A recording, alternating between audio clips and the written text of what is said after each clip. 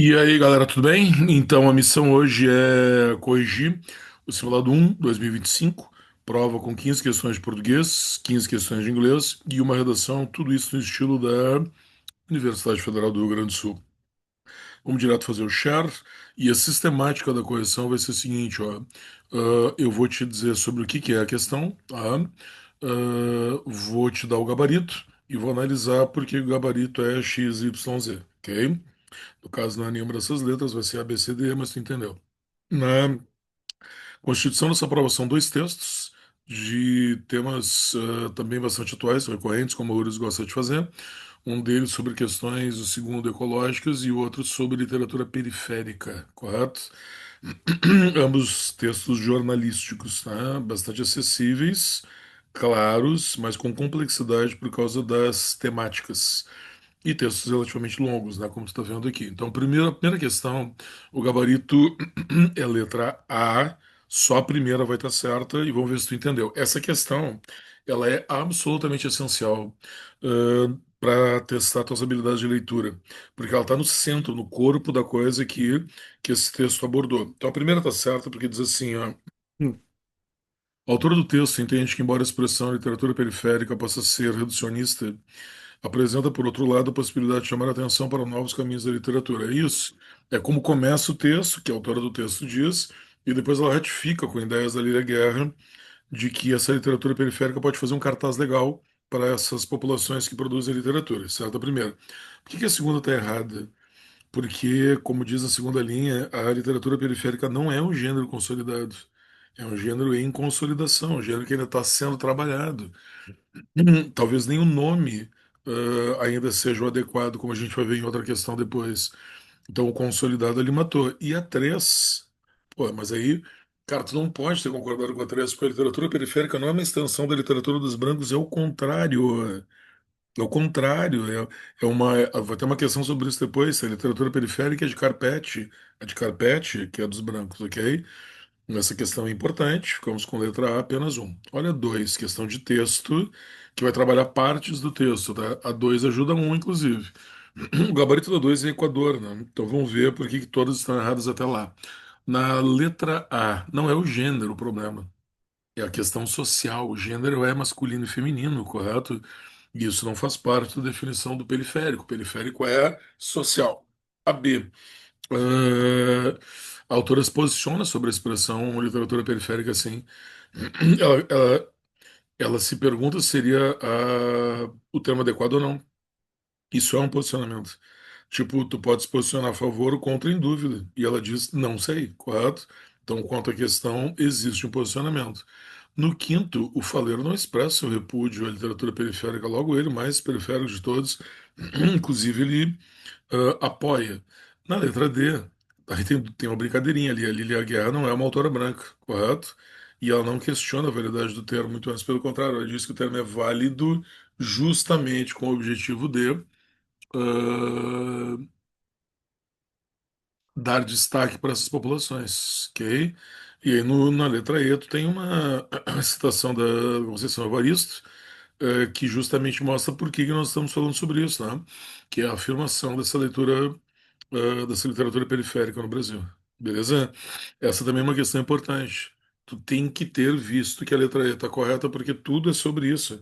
Complexidade que a literatura periférica traz no quesito social, ok? A 3. Se tu errou a 3 aqui, tu tem uma das perguntas que mais foram questionadas aí no simulado, mais me perseguindo por causa dela, que é para tu encontrar dígoros consonantais. Dígoros consonantais têm que produzir sons de consoantes.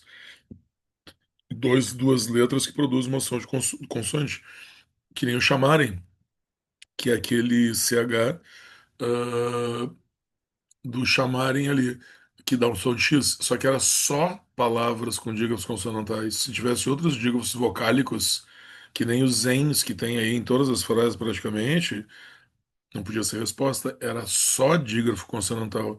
Então, em chamarem ninguém tu tem o vocálico, em quem tu tem o vocálico, em slam tu tem o vocálico, horizonte tem o vocálico, etiquetas também.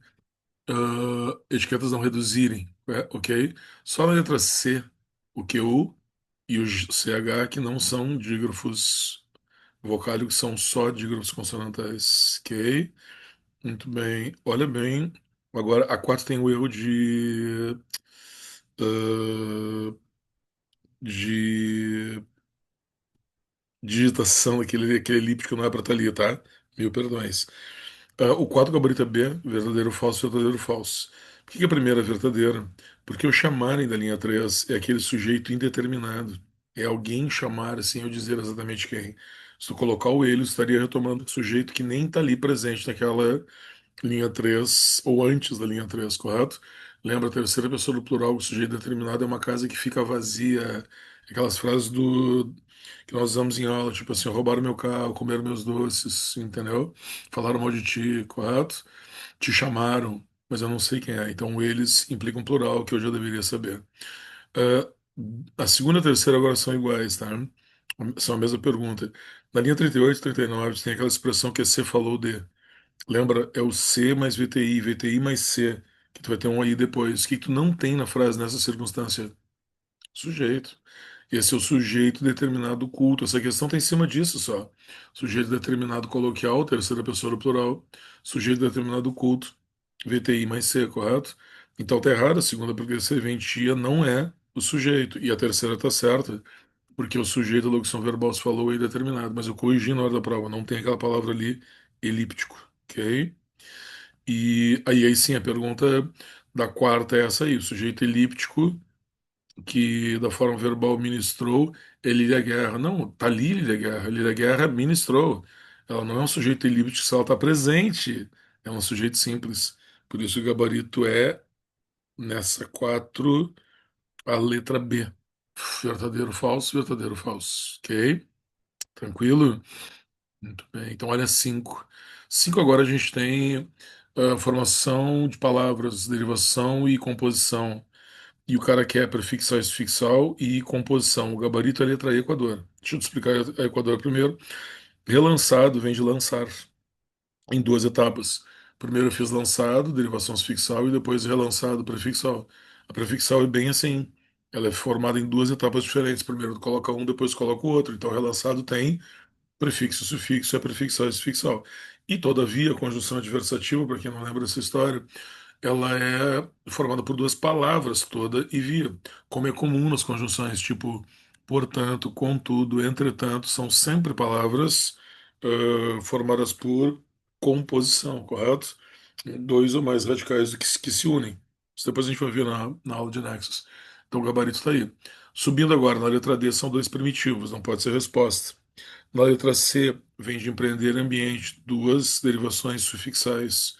Na letra B, universal e humano, duas sufixais. E cirandar e prateleiras, ciranda e prateleira, duas sufixais também. Beleza? Tranquilo, muito bem. Agora, aqui na 6 a gente tem a tradicional questão de classe de palavras, o gabarito vai dar D, um e 2. São dois pronomes relativos e uma conjunção integrante, não tem o interrogativo. Como é que tu faz essa associação? Tu vai lá nas linhas e testa. Na linha 5 e 7, o pronome vai ser igual a qual? Quando for igual a qual, ele é pronome relativo, senão não. Vamos fazer esse teste rapidinho. Eu acho que merece, né? Vamos ali na página 3. E aqui na linha 5 tu diz assim, ó, homens brancos que escrevem, é como dizer, linha 5, homens brancos os quais escrevem, né? Na linha 7 existe uma estética que a identifica, a qual a identifica, pronome relativo. E na linha 21, um pouco mais abaixo, eu achei que chamar de literatura não é, eu achei que chamar não é, eu achei a qual chamar. É conjunção integrante, correto? Igual a qual pronome não é igual a qual conjunção integrante. Ok? Então, gabarito da D, né? 7. Agora aqui a gente tem uma questão que, de novo, volta para posições, questões centrais do texto, tá? O gabarito da 7 é Brasil, só do meio é falsa. Claro que a literatura de carpete está em oposição à literatura periférica, né? São duas expressões, uma referente à elite, outra referente às minorias. Então, são opostas. A expressão periférica é problematizada e a expressão feminina tem sentido, literatura feminina tem seu sentido claramente definido. Ambas são questionadas ao longo do texto sem terem definições. Então, tá errada. por causa das duas que não têm definições. E as expressões de literatura negra e autoras mulheres evocam ideias que, de alguma forma, podem chamar a atenção para áreas da literatura brasileira, tipo áreas novas da literatura brasileira, correto? Novidades, por isso que eles são, como a Lilian Guerra diz, interessantes e úteis. Por isso que o gabarito também é B, verdadeiro na última. Ok, agora chegamos na ainda uma questão de verbos aqui super comum na prova da URGS, perfil de questão bastante utilizada e verbos. A primeira aula, aquela que a gente teve sobre tempos, é absolutamente essencial, tá? Primeiro a gente olha a coerência da expressão, tá? Existe o predomínio do presente do indicativo pelo caráter dissertativo que o texto tem, decorrência do gênero. É uma pequena reportagem, né? Então, existe o predomínio do presente e o texto ele é dissertativo para provar o quanto a literatura periférica é relevante. Perfeita. Existe também pretérito perfeito ligado em dinâmicas que são mais narrativas. É que lembra bem, né? Isso é uma reportagem que também implica contar uma parte da história, contar a notícia e julgá-la. Então eu preciso ter o passado para ter a narração. Perfeito também. E o problema da 3 é que não tem continuidade em mediei, porque mediei é pretérito perfeito. É uma ação pontual, não é o imperfeito. O imperfeito era mediava, que me dá uma ideia de duração. Beleza? Então ficamos com C, apenas um e 2 com a 3 errada. Muito bem. Ah, vamos agora na 9. A 9 a gente tem uma questão de crase. Vamos lá ver então todas as linhazinhas 6, 13, 33, 42. O gabarito aqui vai ser D, né? Só tem crase na última, isso aí. Então, na linha 16, ou melhor, 13 primeiro, né? É assim, ó. Quando o cara diz praticamente a que se vêem constrangidas, ó, ou as que se veem constrangidas, não tem crase aí, né? Só o as. E lembra que esse as sozinho, assim, ele é pronome demonstrativo, correto? Não é artigo. Se a pergunta fosse de classe, eu tenho que lembrar. Acabei fazendo trocado, né? Mas já vamos terminar o 3 primeiro. Não tem crase e o as que não acompanha substantivo é pronome demonstrativo. Na letra, na linha 6 não encontrou ainda a solução, não encontrou o problema. Encontrar o FTD, não coloca a preposição, então é só artigo. Aqui na 33, ó, a existência das chuvas fez crescer as águas, é artigo as águas. Não tem preposição ali, né? Crescer não é transitivo indireto para colocar preposição. E na 42, o caso deve ser entregue à engenharia aos engenheiros aí acrasados. Beleza? Muito bem. Isso foi agora 10. Questão de texto na 10. Questão mais complexa. Esse aqui, o gabarito é D. Vê os erros. O texto não discute a inviabilidade de soluções. A inviabilidade não é o problema. Ele discute que as soluções ainda não chegaram, mas elas não são necessariamente inviáveis. O texto aponta que, devido às limitações técnicas dos aparatos de engenharia, não, é a manutenção o problema e não as limitações dos aparelhos. O texto mostra como populações de diferentes classes hoje do passado são atingidas da mesma forma. Não, hoje não é mais exatamente da mesma forma. O texto afirma que, antigamente também não, apesar da constância das chuvas que motivou as obras de engenharia, em que a engenharia local espanhol, essas são limitadas devido a problemas de manutenção. Exatamente o que o texto diz. O fato de tu não estar fazendo a manutenção, deixando as máquinas se submergirem ou se desgastarem é o problema. O texto aborda a questão do negacionismo, não. A questão do negacionismo não é diretamente abordada, como diz na segunda linha, é abordada indiretamente, porque as pessoas não confiam de que as chuvas vão voltar e vão acontecer. Beleza? Questão 11, questão de nexos. Talvez não era para ser difícil. É para ser uma das mais fáceis, cara, porque não tem o que fugir, entendeu? Tipo assim, o lexo porém do meio, vamos começar com porém, tá? Ele só pode ser oposição, ok? E o pois, ele só tem duas situações. Ou ele é nexo explicativo, ou ele é conclusivo. Então nós estamos, por enquanto, entre B e C. Só sobraram duas, eu não fiz nada ainda. Só que o pois, que está lá na linha 12, ele está intercalado entre vírgulas, deslocado, então ele não pode ser conclusivo, ele é, ou melhor, ele não pode ser explicativo. Ele é conclusivo e sinônimo de portanto, tá? Esta lá para tu ver. Portanto, assim, consequentemente. Então eu tô com B. Tem escapatória. E o C, né, como conjunção, início da frase, nesse formato, possibilidade de ser condição é 99%. Ok? Então vamos lá no passo a passo. Deixa eu te dizer que na 13 a um e a 2 vão. A 12, perdão. A um e a 2 vão estar erradas e a 3 certa. A gente vai ter que ir lá, é melhor ir lá, né, ver no texto. Então, linha 5, 24, 32. Na linha 5, essa vírgula aqui, ó, que eu estou marcando aqui, espero que tu esteja vendo aí, tá? No cursor, ela faz um par com a vírgula da linha 6, ó. O problema da 6 é o sujeito não encontrou o predicado. Então, aquele posto em equação todos os anos tá entre vírgulas, porque ele começa e termina uma intercalação entre o sujeito e o verbo. Eu não posso tirar essas vírgulas aí, primeiro porque elas estão relacionadas, segundo porque elas são obrigatórias, ok? Aí é ruim, tá? Depois na linha 24, me ajudem aí, linha 24. Essa pergunta aqui, pessoal, fiz super na maldade, porque é uma pergunta que a URGS adora, que é essa vírgula aqui, que marca toda essa função sintática, né? Uma oração subordinada adverbial que foi adiantada na frase, quando as águas baixam e as zonas voltam à tranquilidade, vírgula. Essa vírgula que marca essa função que vem contra a hora da leitura, brincamos sobre isso na aula de tipos de sujeito. Quando essa função vem deslocada, ela recebe vírgula. É sempre vírgula, não é nenhum outro sinal. Não cabe, além da vírgula, não cabem ponto e vírgula, dois pontos, travessão, nada. É vírgula obrigatoriamente, então não tem como mudar. Viu a oração deslocada, nem insiste que não tem como.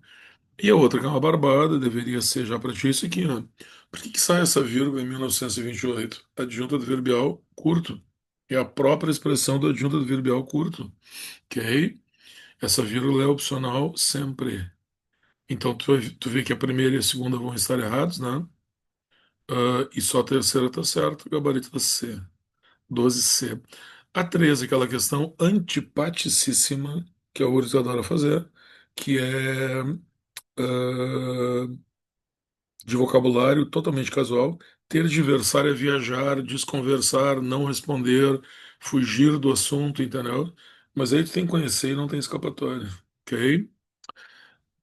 Tudo bem? Te ensinar um truque agora na 14. Essas questões de escrita, elas normalmente vão pegar um índice, entendeu? Um indexador para saber se mudou de sentido ou não. Eu só mudei, pessoal, basicamente, ou mudei ou mantive essa expressão na 14 que eu tô assinalando ali, ó. Se as populações mais atingidas são as mais desfavorecidas à fortuna por um capricho bem cruel do destino. Elas são desfavorecidas por um capricho cruel do destino, correto? É isso? Agora, nessa aqui, ó, o capricho cruel do destino aparece com outra oração, né? Precisamente por um capricho cruel do destino, aqueles que se veem constrangidos. Não está mais desfavorecendo pelo capricho, é se veem constrangidos pelo capricho. E mais aqui na terceira, como é que eu fiz daí? Eu só fui descendo, né? O por mais cruel. Agora aqui, ó, por um capricho cruel do destino, é para promover a nossa subsistência. Não dá, né? Se a oração, pessoal, mudar de posição ao ponto de se ligar a outra oração, mudou de sentido. Por isso que a 14 vai dar a apenas um, porque aquele adjunto adverbial, eu nem me lembro se tem outras mudanças, mas só a posição do adjunto adverbial ali já resolveria para ti. Ok? E aí chegamos finalmente na questão de concordância. Questão de concordância é para colocar medida. Aqui também tem uma sacanagemzinha no estilo da URGS. É para colocar medida no singular, tá? Mas eu peço quantas outras palavras no texto. Não é só naquela frase, é no texto. Então era só tu seguir lendo um pouquinho mais. Ver que a palavra medida está nessa posição. Se as medidas ainda não foram complementadas. Aí quando tu coloca a medida no singular, qual é a primeira que muda? Que tu viu? A medida, correto? A medida ainda não foi, daqui a segunda, complementada a terceira, correto? Mas a medida vai ser sujeito da próxima oração também, que é assim, ó, em certos lugares, pelo que se vê, as medidas nem foram. Então vai dar medida nem foi. Esse verbo aqui, começada, foi começada, e esse aqui também tem que mudar. Então, o total são cinco e não apenas três. Beleza? Espero tu me dar um parâmetro aí de que tu achou da prova, se achou legal ou não, se achou difícil ou não. E se não entendeu, plantão direto. Beleza? Aí, valeu.